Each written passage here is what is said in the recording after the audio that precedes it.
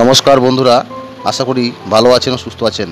আমি রবি শীল এন্টারপ্রাইজের পক্ষ থেকে আবারও চলে এলাম একটি নতুন কাজের ভিডিও নিয়ে। আজকে আমরা 3 BHK ফ্ল্যাট এর মেন লাইনে 10 স্কোয়ার ওয়্যার মিটার রুম থেকে ফ্ল্যাটের ডিবি বক্স পর্যন্ত ডিস্ট্রিবিউশন করছি। জিআই তারের মাধ্যমে ওয়্যারগুলো কনসিল রোল পাইপের ভিতর দিয়ে ডিবি বক্স পর্যন্ত নিয়ে যাচ্ছি।